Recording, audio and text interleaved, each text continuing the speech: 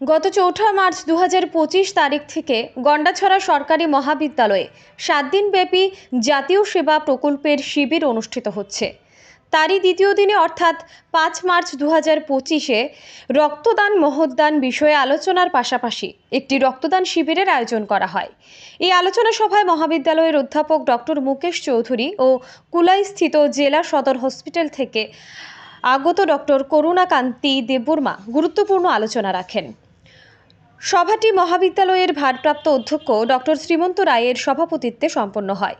অনুষ্ঠানের দ্বিতীয় পর্বে অর্থাৎ রক্তদান শিবিরে অনেক ছাত্রছাত্রী, জাতীয় সেবা প্রকল্পের স্বেচ্ছাসেবক, শিক্ষক ও শিক্ষক কর্মীরা রক্ত দেওয়ার জন্য এগিয়ে আসেন, কিন্তু তাদের মধ্যে সর্বমোট ১৭ জন রক্ত দিতে সমর্থ হন। প্রসঙ্গক্রমে উল্লেখযোগ্য যে এই মহাবিদ্যালয়ের অধ্যাপক অধ্যাপিকাবৃন্দ ও শিক্ষাকর্মীদের মধ্যে বেকন দেববর্মা, শৈবাল দেববর্মা, উৎপল দেবনাথ, সনজিৎ রিয়াং, রানু পাল এবং অধ্যক্ষ ডক্টর শ্রীমন্ত রায় রক্তদান করেন। ডক্টর শ্রীমন্ত রায় এই শিবিরে তার ৫১তম রক্তদান করেন এবং এই রক্তদানটি তিনি তার মহাবিদ্যালয়ের ছাত্রছাত্রীদেরকে উৎসর্গ করেন। মূলত ছাত্রছাত্রীদেরকে উৎসাহ দেওয়ার জন্যই তিনি এই রক্তদানটি করেছেন বলে জানিয়েছেন।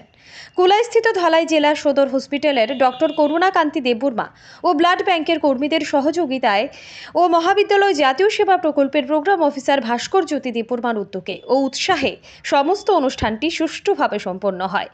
এই অনুষ্ঠানটিকে ঘিরে মহাবিদ্যালয়ের ছাত্রছাত্রী, শিক্ষক শিক্ষিকাদের উৎসাহ উদ্দীপনা ছিল চোখে পড়ার মতো। Bureau report, digital Tripura.